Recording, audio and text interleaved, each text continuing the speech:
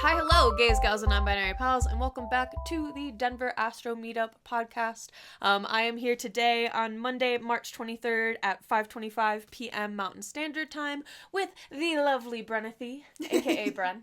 Yes, my name's Bren. I use they, them pronouns, and I'm super excited to talk astrology with you today. Hell yeah, specifically Ancestral Astrology, which you are giving a presentation on this month. Well, next month. Next month. It'll be April 19th, or...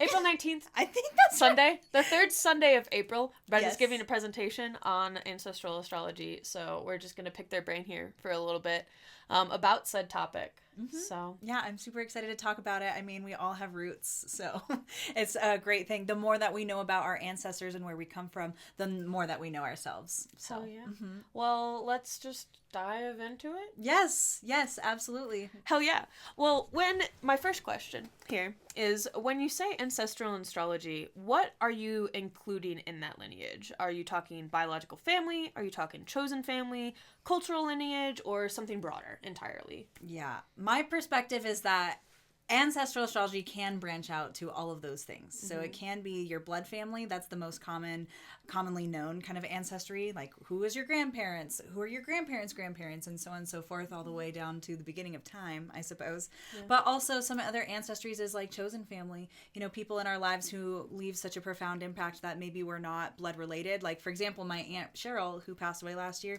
she is just as much of an ancestor of mine as like my blood-related grandmother. But additionally, you can have like ancestors of the land. So whatever land that you inhabit, that is an ancestor. There was a lot of things that have happened on that land before you were living on that land. So there's energetic energies that are still tied to that influence us. And I suppose there's other types as well. But when I think about ancestry, those are kind of the main ones, like location, blood family, and then who you're around as well. Are there any others that you are thinking of or know of? Not that I can think of. When I think of ancestral astrology, I mostly just stick to like the blood related family line. So you're more broader than I am. Okay. Yeah. I've only done very basic, like, you know, when people talk about their parents in an astrology reading and you're like, all right, well, it's unethical for me to talk about their chart without their consent, but like if you know major planetary positions of theirs, that would actually really help you digest and heal through whatever you're going through in this dynamic shift. Well, I just thought of another ancestor that you can have too, is like ancestors of culture that can also come up, like queer people, for example. Yeah. Even though I'm not blood related to, I don't know, like George Michael, for example, I think of him as an ancestor of mine because he is a queer person who also paved the way for me to have the life that I have here. So although, again, I didn't even know him in this waking realm, but on a cultural sense, yeah, he's definitely your his direct music ancestor. Yeah, like literally he is part of the zeitgeist of my life, so, or at least different stages of my life. So that's an ancestor. I even think about people who are still alive, like friends, like besties that I used to have that we're not besties anymore. I was like thinking about some of them the other day, and I'm like, wow, I do the same thing that they had passed on to me, even though they're like not in my life. They're basically dead to me in a way. Like, not in a bad way, but it's just like, they're not in your life, they're not active, they're never going to be in your life again. Yeah. So it's like, but they still have influenced my life in a way that from the moment I met them onwards, my life wasn't the same. So that is still, I would say, my roots, or like where I've come from, especially like the younger versions of me when I was a kid. Like that, those are the roots. Hell yeah. No, that ties in. Does that make sense? Perfect to the question number 4, but we'll get there. We'll get there. Love that. Do you have anything else to say about like how you see just like the broader side of like what, I guess, ancestral astrology really is? Well, ancestry is one thing, and astrology we use as a tool to uncover our ancestry. So, well, at least this is my perspective. Again, I'm sure other people use different things, but yeah, that's essentially astrology is the tool, and we're going to talk about like the different areas of our chart that we can identify. And when I think of ancestry, the number one thing I think about in astrology is the 4th house. That is literally our roots. I think of like the astrology chart, like we kind of have here. Our like literally grounding, focal, foundational point. Yes. And so these are the roots of your tree, but this whole thing is a tree of life, basically. So then it grows up into branching out, and that's like our legacy. That's what we build from the roots that we are given or what we have. Well, with this great chart example behind us, this is just like a mosaic that Bren made, but it's cut up into 12 beautiful little slices here. But how would you approach ancestral astrology through all of the houses? Because I know your approach to astrology a little bit more than most, and I know that you don't see things singularly ever in a chart. So when you say you see it in the 4th house, what are the houses do you see it in? Sure, and there's so many I mean, we can inherit so many things. We can inherit the way that we make money. That's the 2nd house. We can inherit the way that we communicate. 3rd house. 4th house is really just like literally one of the meanings of the 4th house is ancestry, your country of origin, your childhood. It can also represent the mother or the father or the guardian. So can the 10th house. I mean, as you probably know if you've seen any of my work before, you will always need to tie in both houses. The axis is important. Yes, absolutely. The opposition is necessary. Yes, and also astrology is like a full picture kind of thing. So it really depends on what we're looking at for what we inherit. I would always, like, when I'm doing client work about ancestral astrology, I'll always start in the 4th house because that just makes sense, or the angles in general, but really that 4th house. And then from there, if they want to say like, oh, well, I want to work with ancestral, like, inheritance healing, I would probably look to the 8th house as well, because it's like, okay, well, is it money that you're inheriting? Is it trauma that you're inheriting? But also we can inherit gifts, like talents. You know, if your dad, like my dad, was a musician, then I was passed on that gift of music as well. Would you find that in the 8th or the 5th, or a pairing of the both? Yes, a pairing of the both, absolutely. That's why it can be like they're kind of everywhere. And not only that, you can also inherit like literal placements, like Mars in the 12th house, or your moon from my mom, or moon from my mom. I literally did inherit my moon from my mom because she's an Aries. I inherited my sun from my mom. Yeah. My sun and, oh no, her Mercury is conjunct her Mars in Scorpio. Get fucked. Anyway. Yeah. And I inherited my son from my dad. Yeah. So we do have these inheritances. I inherited my Saturn from my dad.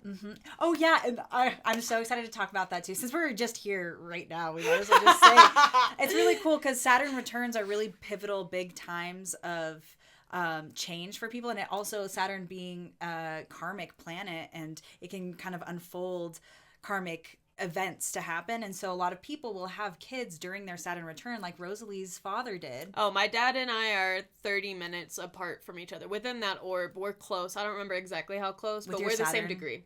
Your Saturn Like, I am my father's direct Saturn return. Yes, absolutely. So that's another inheritance that you can see. And, you know, you can inherit so many different things. Like, it doesn't even have to be planets. It can be like, oh, like, I'm a heavy 12th houser, so is my dad. Or, like, I'm, you know, a 12, even any house. It could be the 3rd house.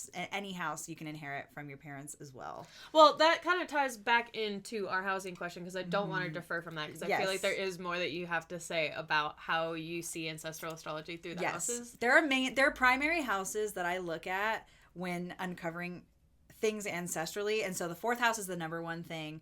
Then I also actually like the 8th and the 12th house as well, because the 4th house is like your home environment, like when you were a kid, or like where did you start, where are your origins, and then the 8th house is more like even bonding with someone. Like, I imagine, like, even like someone getting married at 18, like they're still so young, that can be still indicated as childhood, or in the 8th house, something you inherit, this relationship, and it can be karmic. And so as you build the rest of your life with each other, like a couple that might be together for a really long time, that inheritance can also be seen in that 8th house, and well, in the 7th house as well. But then also I like to think of the 12th house too as what we inherit from the culture around us. What do we inherit from our society?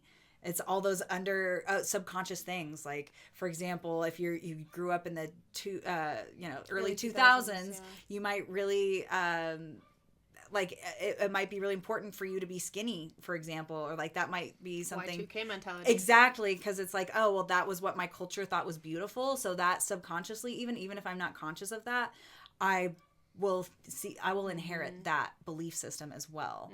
Like the beauty standards for sure. Yeah. So that's just one example. But those are just some houses. Well, I like that because they all triune each other, you know? And then we've talked in previous podcasts, and also we were both enlightened with this by a member of the Denver Astrology Group meetup. That's your subconscious, your unconscious, and your conscious. So your 4th, for those who are just listening. Oh, yeah. 4th, 8th, and 12th, sorry. So the 4th house is the conscious, the 8th house is the subconscious, and the 12th house is the unconscious, which is such a cool way to think about all those things. And I know that like the housing systems aren't the same as the signs, but I do find a lot of value and similarities in attributing some signs to the houses in the natural order of things. And maybe too, that's because I'm an Aries rising. But I do see like the 4th, 8th, and 10th houses as being naturally water houses, which is naturally, water is symbolic of what we absorb, and all of us, including our ancestors, have all drank the same water. And I don't know, they're earth for me, so I feel slightly differently about and you first. can. But no, I feel like that's subjective to everybody. But sorry, continue. Yes, absolutely. The nurturement and primalness of water, though, through ancient cultures is deep and profound. Yeah, well, and even talking about like your perspective of like having earth 4th, 8th, and 12th houses, that can be like literally your body was created from the same bodies as your ancestors. So that earthy like element might be more important for you personally to uncover your astrology in that way, whereas for me it's more memory and water based things. We also had this weird thing where we would both get bruised, like random bruises. Right now I have my whole back of my calf is yellow. Oh my gosh. I kid you. I don't know how it happened. Yeah, I wonder what that's all about. My grandma was the same way, though. Yeah, but that's a body thing, too. That's a very so interesting. Earth sign thing. Okay, so, but 12th, 8th, and 4th all being connected in that kind of regard and in that kind of way. And they're different kinds of inheritances, but they're all communicating with each other. 100%. So I do find them to be related because they will be the same elements. That's actually the really cool thing about ancestral work, like especially in this more spiritual realm. Like once you start working with your ancestors, you start getting messages from them like that. I'm sure your grandma like was probably popping in saying like, hey, I am your ancestry too. You remember me, and you remember through your body and through these memories, and us sharing their memories honors them. Are those like what you would say your like pillars are in ancestral astrology when looking in regards to houses? It really depends on the client too, because like what's the emphasis? Like where is the 4th house ruler? If the 4th house ruler's in the 8th house, I'd be like, cool.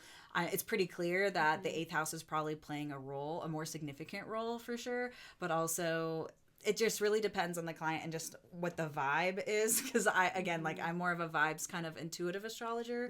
100%. So wherever I'm being called, but I really like the angles obviously as well, especially the 4th and the 10th house axis. Like that makes the most sense. It's like the parental, like what is your peak? Also, I see the 10th house as like, yes, how like people's first impression of you, or like that midheaven, but also just like what values were also instilled in you at a young age to then make you want to have that peak of some kind. What mountain are you wanting to climb because of where you come from? Like I think of my parents and like what values were ingrained in me, and a lot of them are different now, but some core values are still very much the same as my ancestry, even though they've shifted and changed. So the way that I grow and I show up in this world is reflective of that, and also my growth either around it or out of it or within it too.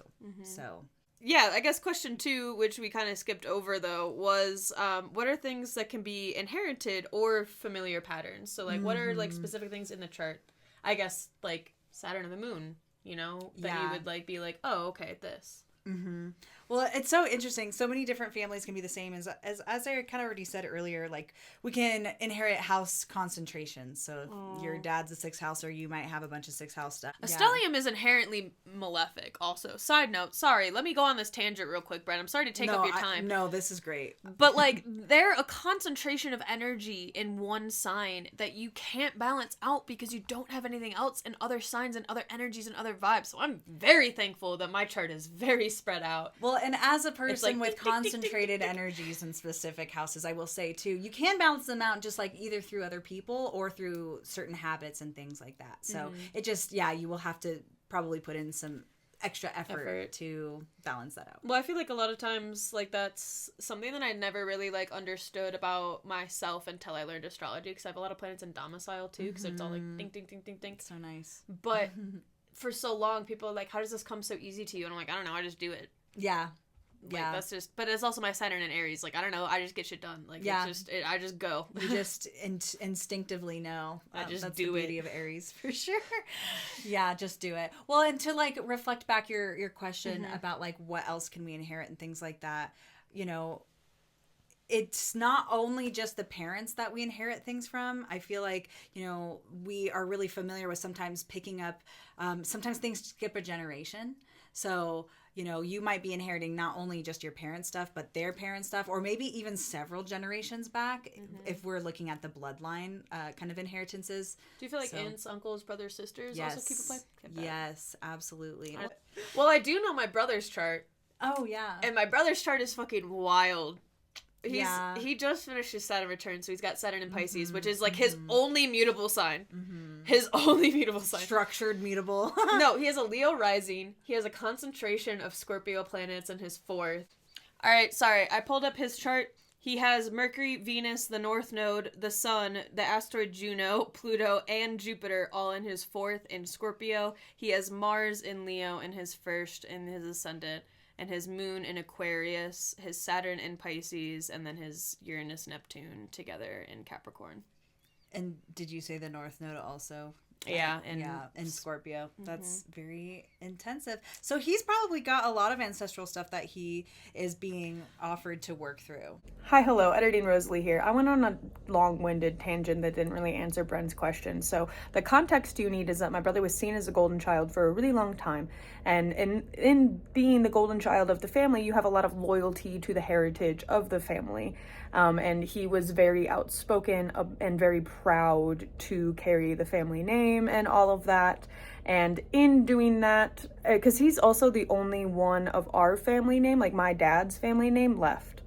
Nobody else has. He's the only one who can carry on that family name, because God knows I'm not. Anyway, the point is that he has a lot of weight and a lot of responsibility revolving around that, and he sees it very intensely. So when he denounced the conservative mindset of our shitty family lineage and heritage, it took him a really long time to like figure out who he was out of that, and became a really private person out of that, and is still, I think, to this day figuring out who he himself is. He just got out of his Saturn returns. So but that's to answer Bren's question about lineage, heritage, and ancestry in regards to my brother's Scorpio stellium in the 4th.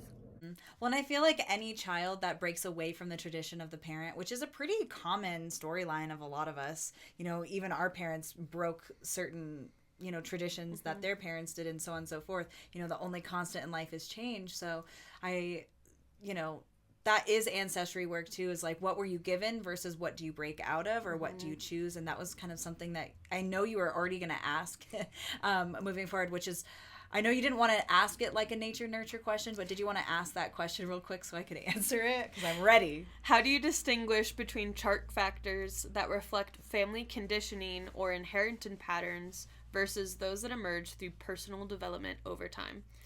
Just because, like, not everything in a chart is ancestral. Like, you still have your own free will and your own developed psyche to go through. Yes. And I know that, obviously, other charts around you are always going to influence you, whether that be a childhood friend that you're growing up with, or a college partner, or your parents, literally. Their charts all impact how your chart manifests. Yes. But outside of that, yes, I guess. Well, and we know from, like, you know, experience that, yeah, if you make a certain choice, like, you can have the same, let's say, like, there's a transit that happens.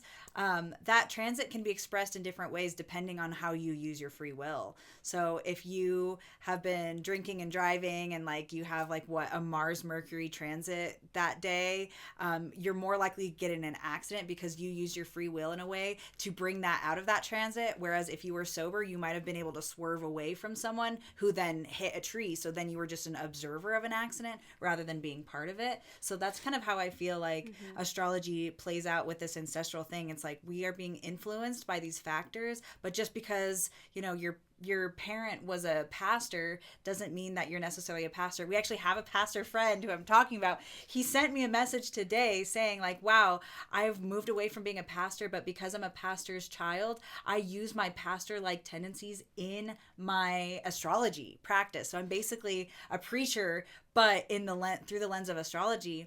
And he was kind of like having some issues, like, contending with this, because it's like, oh my gosh, I'm just like my dad, and I don't believe in, like, what my dad does and all these things. And I told him, I was like, it's okay you inherited all these wonderful things about your dad, about, like, you believe in this, like, these values and things, and you are wanting to share these and preach these things. And it's not inherently bad to be a preacher. It's just like, what are you preaching, and are you empowering people through that, or are you, you know, just trying to control people, like a lot of preachers do. An occult mentality. Yes, absolutely. So shout out Moses. Yeah. Oh hey Moses. You knew.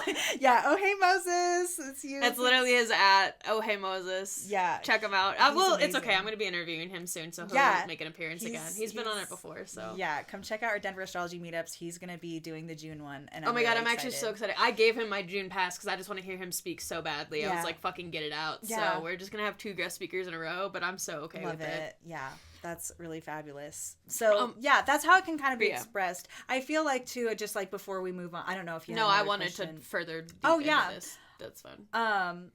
Just like somebody's own growth outside of their ancestral growth being 2 separate things, or do you see them always coinciding and blending together? I would argue that everything is always ancestrally based because we're always operating from where we come from.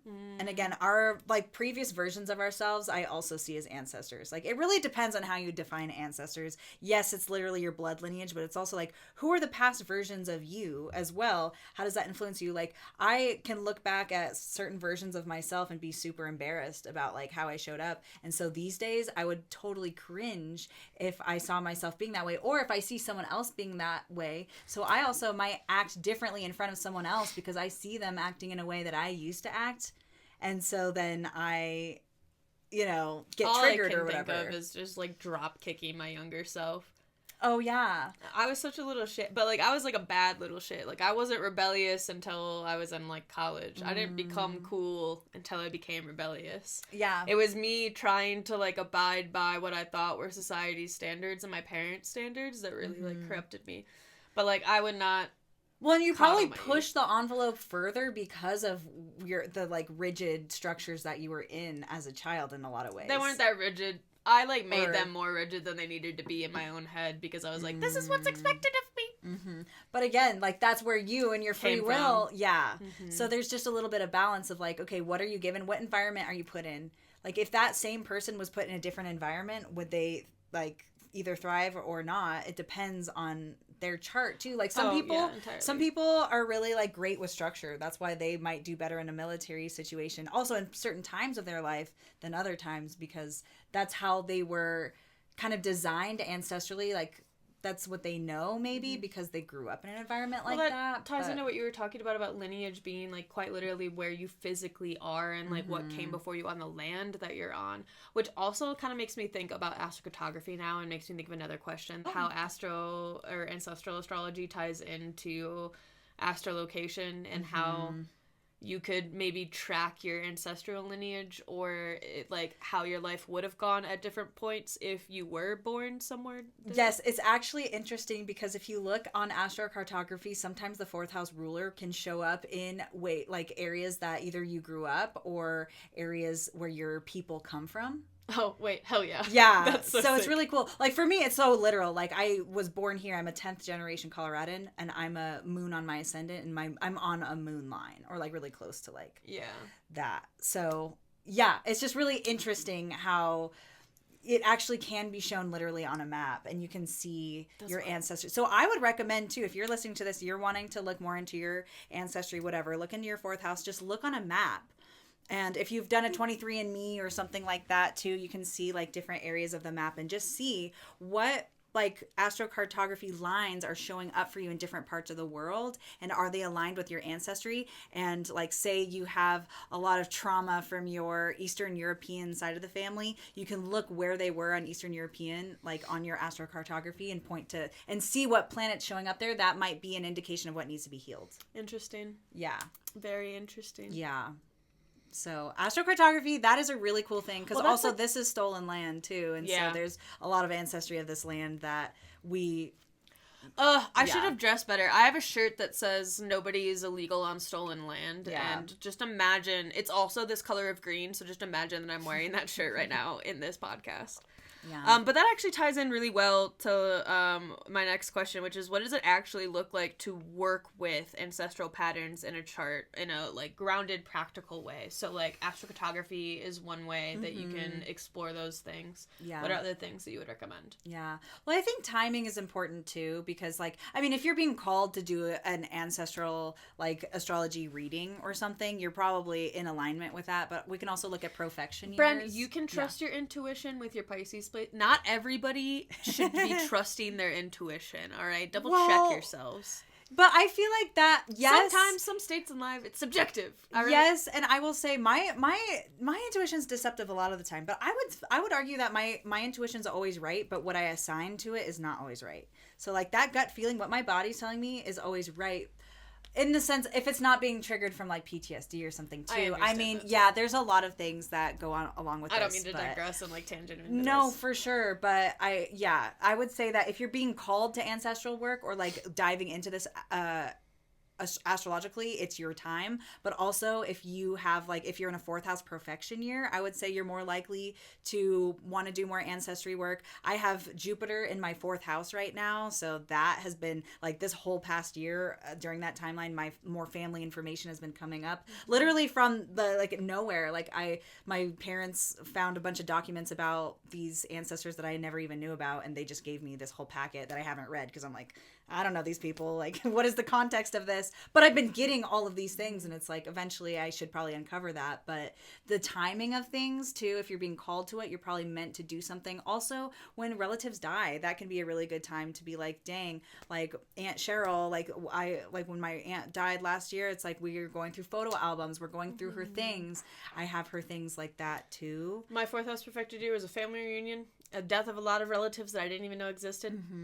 Even that my dad didn't even know one of them existed. The cop showed up at his house and was like, oh, I forgot that I had this second brother. Yeah. Or like half brother. Yeah. So that's like Anyway. one element of like, okay, now we're doing the work. So then it's like, okay, what do we do to do, like, now what? Like, what do we do with the chart? So again, I'm like partial to the 4th house because that is our roots. And I feel like anywhere that our roots are tethered, that's where all of our nutrients come from. So if that's tainted or toxic or needs healing, it's going to influence everything else, like branching out. And we could again argue that with any of the angles, like especially with the 1st house. Well, yeah, all the angles are prominent. Yeah, absolutely. So I would look at the 4th house ruler. And then also, like we were speaking earlier, like we want to look at the element of that too. Because for me, my 4th house is water. So it's really about memories and, you know, water, emotion. Like how did people feel and all these things. Whereas you with earth might be more physically, tangibly, like where are my ancestors buried? Also a lot about gardening. Like my great-grandfather on my father's side was a botany professor at UCLA. Yeah. Like I have textbooks that actually got into my possession during a 4th house perfected year. Do you have any 4th house placements? Asteroids and like what sign angles. Again? It's Taurus. Right. Well, and that's Earth. Oh my God. Yeah. No wonder your ancestors are like Earth givers. Yeah. It's like Taurus vibes. That's literally why I was like, I'm just going to study plants now. You know? And that honestly still intrigues me to this day. Like I literally just actually got a new textbook the other day. I had some disposable income and I was like, I'm going to buy this $80 textbook. Yeah, dang. Just on plant pathology. I hope that is useful for you. Well, it's just a 2025 publishing, so I'm just excited to get more like up to date, like current stuff, information. Yeah. So like, you might want to work more with plants to get in tune with your ancestors. Maybe leave like plant offerings. Literally, you're named after my great grandmother. Your great grandmother Rose, and you have roses in your garden. Like that could be a place where you can offer something to her to heal that whatever. What's really funny is one of my rose bushes actually became an homage to my grandmother, who is very near and dear to me always, constantly. I wear her around my neck. She's with me everywhere in every sense of the word. And she has a little rose bush in the back that I made for her now. So, little rose bush. Because so Rosalie was her mother. So. Well, I would even go with pairs, like element wise. So you have Earth, 4th house, but that would make your 10th house water. So that's actually a pairing of elements that also I think is important, because I can actually relate a lot to you as well, because I leave my ancestor offerings to trees. And so, like, I feel like in order to grow a tree, it needs water and things like that. So maybe you and I, even though we have opposite houses with that, our ancestry work might look similar just because it's using those same elements, because the 4th house again is still. What's funny is I tandem. also take well, not anymore, because I have a standing shower. I did a lot of ritualistic bath work too, mostly because one of my friends like owns a little like bath bomb. Oh, like so nice. company kind of jazz. A lot of like bath salts, a lot of like ritualistically intended and created products. They're really amazing. Which Baby Soap is their at if you ever want to follow them. Chelsea's amazing. They're out of New York. They're fantastic. But anyway, I was doing a lot of ancestral work around the time that my grandmother died. Well, actually, my grandmother died, and I was like, I'm going to do magic way more intensely now. Well, ancestors can connect with us when the veil is thinner, like when we're asleep, and like we can dream about our ancestors. We can have visitation dreams and things like that. Is that one of your remediation techniques, actually? Trying to dream into your ancestors? Yes, and we'll get to that. I wanted to finish. I want to make sure that we address the full thing that I wanted to talk about with this question, too, because we talked about the axis of like water and earth, but I also just, for those of you who have like maybe a fire 4th house or an air 4th house or 10th house, I just want to let you know some things that you might have inherited, especially with a fire 4th house. That could be passions, that can be responsibilities of like I don't know, I see like creativity. Fire is like just like a pull, like a natural, like also seeing of things. Like maybe if you have a like a philosophical look in life, that could be it too, for sure. I see that also with the air, especially because they're working together in that polarity. Well, I see air, what I could see is like a diary of an ancestor, or like maybe they were like a publisher, like an author, and you like read their works post-mortem or something. Yes. Or their ideas in general you inherit, like Or like, your mannerisms. Yes, mannerisms. When you have like a family member that you'll be like, for example, I have my friend Matt was born shortly after their grandfather died, but everybody in their family is like, you would have loved your grandfather would have loved you guys would have gotten along so fucking well because you are literally the same person. Like everything that you do, and you never even met the man. So how could you do these weird kooky mannerisms that only he ever did, kind of thing? Like, I think that that's definitely tied into their astrology and their like life link and stuff. But anyway, I digress. Continue. Yeah, so just air things, intellectual pursuits, those things. So if you have that access, like maybe writing a letter to your ancestors could be helpful, or just free writing to get access to them. Also knowing about relationships of the family, especially with that 4th house air. Relationships are obviously really important in a different way than water. Water is also about relationships, but air, I think, is like really about the connecting of humans through ideas and things like that. So like, what was the way that your family communicated with each other, and how did they express themselves also with that fire element? So if you have like a fire 10th house, I do see you showing up as more like, here I am, again, look at me. But maybe at home you're like, that is fueled by that like intellectual, like gathering of information, storytelling or whatever, and then you can bring that into that 10th house of like, okay, I'm showing up like this because my roots have had stories to lead me to this, whereas like the inverse might be, I had such a fiery home life, like full of inspirations, or like I'm having a hard time like kind of explaining the fire that I want to explain, because it's very instinctual and it's very much like I like, like it's movement. Your nature. It is like your impulses. Impulses. I feel like that is the best way to describe it. And it's weird. I feel like we're trying not to, or you're trying not to stereotype it by using those words, but you like can't not use those words. Yeah. And again, this is just like a template. Like if you really wanted to do, there's so many things you can look at. I'm just trying to break it up piece by piece, so then it's more accessible to everyone to be like, oh, I can look at my chart, and like even looking at one thing, like your 4th house ruler. 4th house element, that just break it down really easily, and then naturally you may be guided into the other areas of the chart that might be important, even if it's like, oh, why am I randomly looking at the sun in the 9th house right now? Well, maybe an ancestor was, again, like a preacher or something. So like that ancestor is trying to speak to you. And it's just like this whole unraveling that is really beautiful that can happen with ancestral work and astrology. Especially if you are someone who experienced a lot of trauma from your family life, it could be really helpful for like at least some of my clients to understand like, oh, this trauma is because of this thing.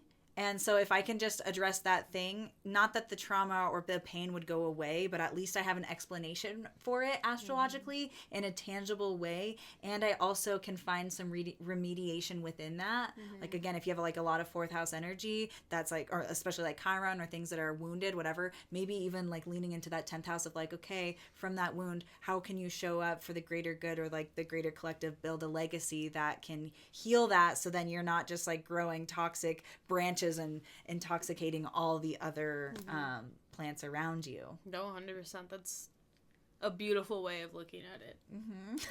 Well, I mean, you can't.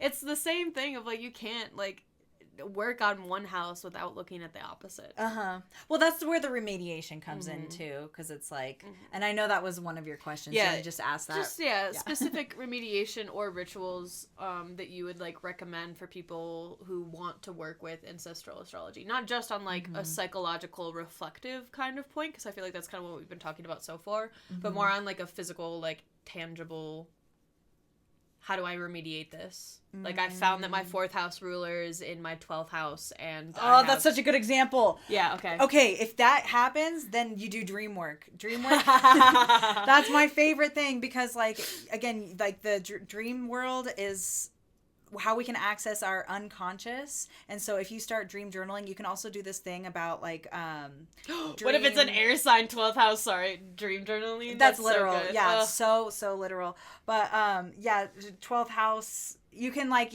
petition your dreams. And so like before you go to bed, you want to have your dream journal, and you can even just ask your ancestors, like especially if you have an ancestor that you feel like is haunting you or trying to talk to you, be like, okay, Uncle Mike, I feel your presence. What wisdom are you, or like, what wisdom are you trying to share with me right now? Close the book, go to sleep, dream, like whatever you like. First thing you do when you wake up, write down anything you remember from your sleeping night, even if it's just like, I think there was a pelican in my dream. Write that down. And you'll start to notice the more that you practice this, you'll see patterns, and like everything has meaning. Like literally there's symbolism in everything. So maybe like your Uncle Mike had like a pelican like story that he told you that then like is wrapping into like something he's trying to teach you, because ancestors try to speak to us in so many ways. So anyway, that would be the 12th house. It's a lot more mystical, a lot more like psychological. I know you're trying to like move a little bit away from that, but oh no, I mean, that is a tangible thing. That is a tangible physical thing you could do to remediate that problem that you're having. If you're like, what the fuck is this ancestral? Like, what is a problem-solving way, I guess, to work through? But also, another thing that I will say, if you have that 4th house ruler in the 12th house, I would look also at that 6th house then, and it's like, okay, 6th house is all about work and health and things like that. So if your 12th house is imbalanced with that 6th house, I would lean into that 6th house, and that would also just naturally heal that 4th house. They're also in a natural sextile too, so they cooperate anyway in some kind of way. Oh, I love that. Yeah, but I was just thinking like, I don't know, take the ruler of the 4th house, say that that's Mars, do something on a Tuesday for your ancestors. You can do that too. It depends on how deep you want to go and how big of an issue it is, because I think I'm kind of seeing this as like, this is really deep, like spiritual, soulful, like messaging that's coming through, but also it can be as simple as like, what can I do today in the mundane? Because the mundane and the spiritual are one and the same too. So they're just reflections of each other. I don't know, my grandma was a Gemini stellium, so I always like to do Wednesday Mercury things. Like I'll do crosswords on a Wednesday. Yeah. Just for her. That's a great thing to do. And that's also honoring our ancestors helps them also liberate themselves in the spirit realm too. Like us remembering them helps them also not haunt us, because there's a fine line between an ancestor visiting you and admiration and then like also they need help. There's like, because I've actually been reading a lot of spiritual books like right now about ancestry, so that's why I'm like kind of locked in this within the astrological realm. But like there's also ways that you can release. Sometimes like ancestors come to you, or you're called to do ancestor work because there's an ancestor that's trying to ask you for help for their own liberation in the spirit world. And sometimes they are just vengeful. They're just like, oh, I didn't like that person in waking life. Like, you need to go get revenge for me on them. It's like, well, that's not really my responsibility to do. Yeah. So I'm just going to like try to send you off, or like at least protect my energy. So then you're not interfering with my life in the ways that you shouldn't. Because ancestry work, that's another thing that I really want to touch on, is like not all of our ancestors are great. A lot of our mine are horrible. Yeah, there's a lot of ancestors that did terrible things, that are not people that we want to be taking advice from as well, or like entities, spirits. So I do believe that the astrological perspective of it really helps, because it's like fourth house, especially if you do like have a fourth house Mars or something, or like, well, maybe, sorry, just if that like vengeful kind of like you gotta go revenge for me kind of energy comes up, maybe that's the universe and your astrology showing you that you can't hold on to grudges like that. yes, That is your lesson to, like, you're like, I don't want to be like that bitch. I don't want to be like vengeful Mike, Yes. Some of the best teachers that we have in our life are the worst people. What not to do. Literally. So there's teachers in everyone, and yeah, just knowing, again, all the different facets of our ancestry. Ooh, got some spill. Love that. Just getting your water. Your ancestors wanted an offering of coffee. I actually left my ancestors an offering of coffee before this recording, just to also have them speak through us too. My grandma always used to wear her food. We'd always used to joke that she needed a bib. Even before her cognitive decline, when her arthritis got bad, she was like... Yeah. What was her sign? Oh, Gemini. Stellium. Oh, yeah, Gemini stellium. Okay. Mm-hmm. Cool. Yeah. Mm-hmm. Hands. And it's a Gemini moon today. Yeah, so I definitely feel like she's probably very present here. And what house? That would be your 9th house? No, it's your 5th house. My 5th, yes. Yeah. Well, and you were talking, isn't that your 4th house? Or your IC.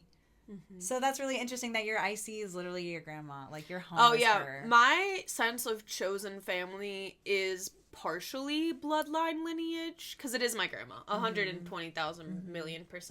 Also, like, when we're doing ancestry work, it brings to your attention what's important to you, because, like, for me, ancestry work's really important. My 4th house ruler is on my ascendant, so I mean, I am my ancestors so literally, and I didn't understand this until recently, and astrology gave me like a portal into understanding, like, oh, I do these things because of like a food insecurity that my dad had when he was growing up. And like, even though I've never been food insecure in my life, I'm always worried about survival, because that is something that was like a lot of families, for example, if they were growing up during the Great Depression, a lot of them had to pinch pennies. And so like they will have hoarding tendencies, or like, it might seem ridiculous to us, like someone's saving this cheapskates. Saving the same Ziploc bag over and over again. It's like, well, you just never know. Yeah. And like, why are we being wasteful about things? So like, again, that was several generations ago, but we can still be playing out those same things now. Mm-hmm. And that can be indicated, those patterns can be indicated in the birth chart. Well, those patterns are also bigger than just you and I. How does ancestral astrology intersect with cultural, diasporic, or collective histories, especially for people whose lineages involve displacement or like erasure from said cultures? Mm-hmm. Well, and you can feel really disconnected from your ancestry when that happens, especially with the ancestry of your land, because land is where we grow our food. That's where we get our nutrients. That's where we get our stability.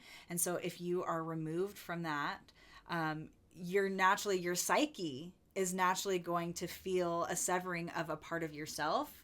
And so it is really important for those people to try to reconnect with their land or their ancestry, especially when a lot of it has been erased, because their ancestors are calling them to be like, remember me.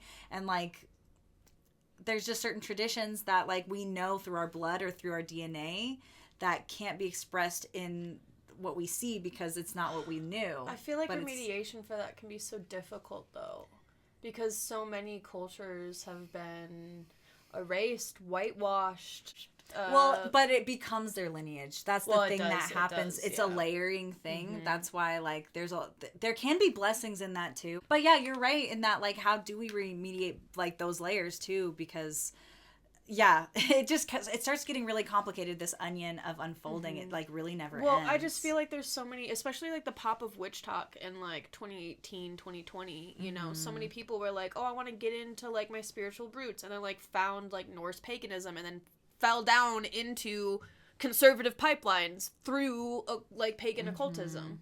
Like, it's a different type of conservative bullshit than what we see in like the media in these like Proud Boy kind of eras, but it's conservative racism nonetheless, and a lot of like cultural stealing from other cultures and other practices to like adapt to a modern age. And it's not true like ancient actual like Norse practices or beliefs. Just an example. And like at what point does it really matter too? Because things being made modern for our modern day is actually great. We do want to evolve these practices so then we can like have them. But when they are appropriated and when they're not done in a way that honors where it comes from, that's when it becomes an issue. But I don't think there's inherently an issue of like changing it necessarily. Oh no, I don't believe that either. I am really just hammering in on the like unethical cultural appropriation aspects of it, which can just be really difficult.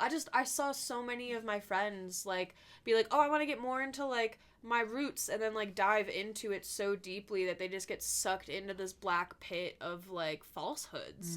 And it's like, I don't know how to tell you that like you're doing your ancestors dirty, like, because that's not my place. I'm not here to say that. That's for you to figure out, you know. But also like, well, what is it about those practices that like felt wrong to you? The racism, and the like Nazi appropriation. Oh, I see. The straight up bigotry and like within that missing. Like, okay, I see what you mean. They would literally there's a very, very long line of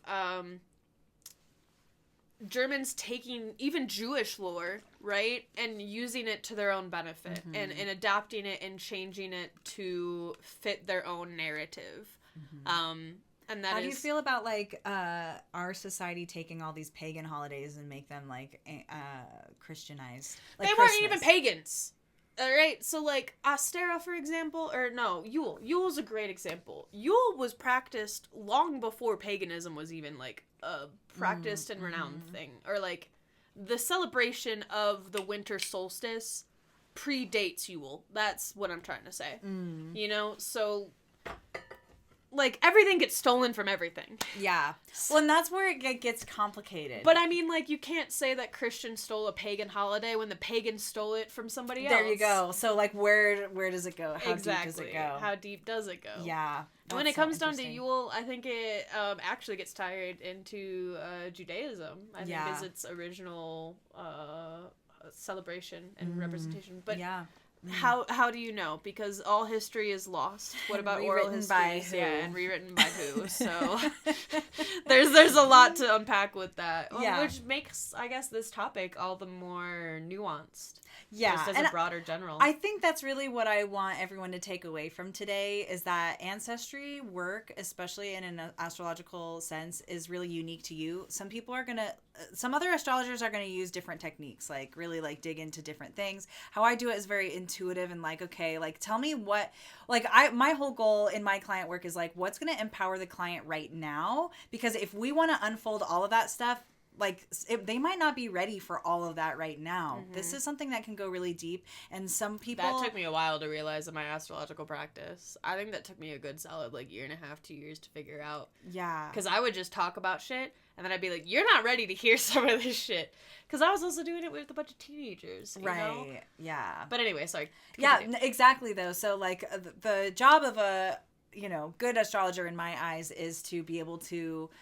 Yeah, really identify what the client really is wanting to hear out of the astrological reading. Like, what are they trying to get out of it for their own benefit rather than, like... Yeah, because if they have a disconnected family lineage and they, like, mention that, but they don't want to, like, dive in or remediate it in any way, like, you're not going to figure it out for them. Well, save yourself time, energy. And that's a good example of that is like adopted people. So people who are adopted, some of them really are interested in like who were my birth families, like how can I go back? Don't give two shits. But some of them care about their chosen family's lineage, and so they'll start adopting their lineage more too. And like that's great. You can either go like to your blood lineage, especially that's kind of a displacement thing too. Like you were, a lot of adopted people are removed from like wherever they were to go to a new home somewhere else. And so it's up to them to really decide, do I want to, well, investigate. That ties back into the nature versus nurture debate as well of like, I feel like even if your adopted parent was like 12th house concentrated and you were 12th house concentrated, that is showing up in your astrology. Yes. Like, thank you for saying that. Yeah, I think we did talk about that, how like in adopted parents or adoptive parents actually do have synastry. Like you can like even an adopted child can inherit things from their adoptive family, which as is well really as cool. their As bloodline, well as their bloodline. Yeah. So that's really cool. And like, it does seem like, again, you can argue fate versus destiny versus free will all you want, but it does seem like certain people are attracted to certain babies that will, or like whoever they're adopting that has synastry with them, that's family oriented, or like that has some sort of ancestral connection of some kind, which is really cool. Alrighty, my last question for you, my sweet Bren, is what is something that people tend to misunderstand or oversimplify about ancestral astrology that you'd wish they'd approach with more of a nuance? I mean, I know we just talked about that huge nuance of like everything's being super complex, but on top of that. Yes, everyone's different too. I feel like not every ancestral problem or question can be answered the same way for the same or for different people, you know, and even the same person over time, you know, they might want to do some dream journaling one time, but then they're coming into something more serious with like inheritance stuff, so they might need to do like literal money like reevaluation within their chart, like, okay, how can we like you know, fix your relationship with money, for example, because of your ancestry, whatever. It really just depends. I feel like people oversimplify or like just try to formulate like one size fits all kinds of ancestry work for everyone, when really it really is going to depend on the person. It's going to depend on the chart. What do they also timing of the chart too? The timing, like how people respond to different things, because like you were saying earlier, some clients are not ready to hear all of the stuff. So just because you can tell them certain things doesn't mean that you should. So I would just say that the biggest oversimplification or misunderstanding? Yes, it's just there's so many layers. It can go so deep. You know, you look at the fourth house. How many planets are there? Where are the zodiac signs that they're like? What are the houses that rules those planets, or you know, or those energies? Yeah, exactly what and like some people it goes deeper and deeper and deeper. Some people it's more simple than others. I mean, that's also just tying back even to the first question of just the fact that you see ancestral astrology through all of the above of like physical land, your chosen family, and your biological family. It's like, well, you can see it through your fourth house and your 10th house and the ruler of your fourth, wherever that's placed, and whatever's aspecting that. Yeah. Or like, well, and also like if you're having issues with your mom and you inherited your mom's moon or something, maybe you do stuff like lunar work, exactly, like call her on the phone on a Monday, you know, or just it does seem like there's just so many different methods, and it'll just really depend, especially like people who are not like as receptive to receiving certain astrological information. Like maybe they need to do more body work, like just getting like with yoga, or like doing more embodiment things, or like acupuncture and like letting that release on its own. Yes, like, again, that's how deep it can go too. Maybe a health issue is indicating an ancestral issue too. Did you inherit a foot problem from your dad? Is that something that we can resolve? I feel like there's a whole layer of medical astrology that can apply to this entire conversation. Yes, absolutely. And so just know that body, mind, soul is all connected, and that's our bodies literally come from the connection of our ancestors. And so the more that we listen to our bodies too and pay attention to our bodies, the more that we can understand the chart as well. It's like it goes two ways. No, I get you. And especially like say you have a fourth house Pisces, like maybe you want to ground your feet in the ground to connect with Virgo, well, Pisces rules the feet. But feet, yes. Sorry, I thought ground earth. I was like, you're getting the 10th house Virgo there. Yes, that too. I'm just gonna let you keep talking. Yeah, you answer your own question. I'm done interjecting. No, that's totally it. But yeah, so it just really, I think, just knowing that for certain people, it's gonna be deeper than any of us can even conceive, because again, like ancestry goes how far back? Forever. Jinx. And also, if we want to really get into it, we can go straight forward too. Ancestry can go forward. Again, ancestry can be people we've never met, like our favorite artists, or the people like the suffragettes who fought for my right to even vote. I don't know who they were, but they fought for me. I always felt like I was living alongside Haley Williams. She was just doing it a couple years before I got there. Yes. Yeah. So we have Mac Miller's probably an ancestor of yours. You know, you could do ancestry work with him too. With that man, I love him so much. So it's just really about like what are you needing and what is going to make you feel empowered in this work, rather than like feeling burdened by it. Well, I feel like that's your whole spin on astrological input is leaving not only yourself empowered, but also obviously your client. Yeah. I mean, what else is the point of astrology besides, like, I just don't like the fear-mongering thing. Like, I understand being realistic about things, and, like, there's a time and place for things. you have to, like, be realistic to be like, yo, you're walking into a room full of weapons with this transit. This ain't gonna be soft. Well, but, like, here's ways that you can, like, deal with it, you know? Here's ways that you can walk out of it feeling like you have control, or at least some sort of workaround to whatever chaos will come your way. Yeah. And I'll argue this, the more you know your chart and the more you know, like, you have more free will. The more that you uncover your unconscious, the more that you uncover your ancestry, you have more free will. So if you want more free will, wake up. And that's a 12th houser thing too. I think it's like, understand your 12th house, understand these things that are undercurrents of your behavior. And the more that you're like, oh my God, I'm becoming my mom. Like, why are you becoming like your mom? Why are these patterns happening? And if you don't like it, then you can change it. But otherwise you're just going to be your mom, repeating the same patterns exactly that all of your ancestors did. So yep, you can either break cycles, continue cycles if they're good, or just ride the ride and do nothing, I guess. But I'm really more of like choosing growth over comfort kind of vibe. But yeah. Well, thank you so fucking much for this insanely great and insightful conversation. I'm so excited for your talk in April. Yes, please come to my Ancestral Astrology talk. It's going to be on April 19th from 2:30 to 4:30 at the Pearl here in Denver, Colorado, 2026, obviously.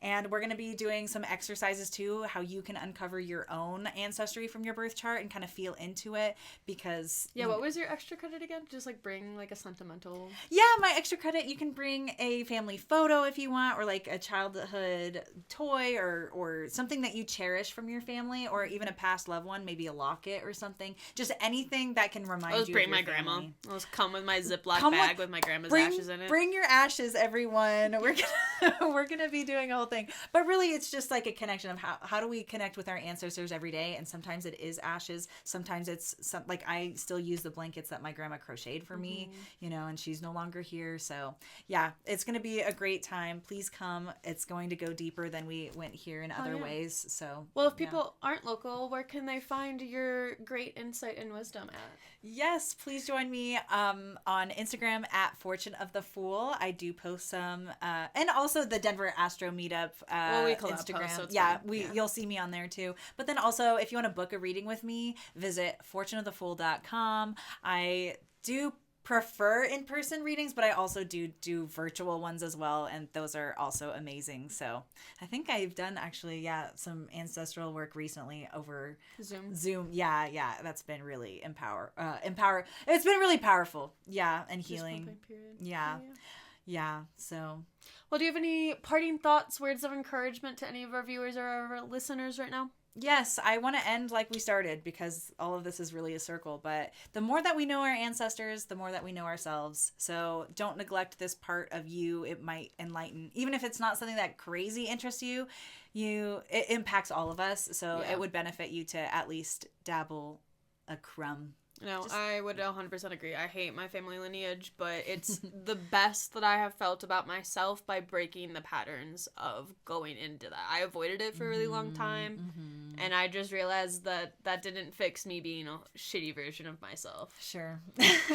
Yeah, absolutely. Well, thank you again so much. Thank you for chatting, and thanks for all the great questions. That was awesome. Well, we'll see you guys next time. Bye.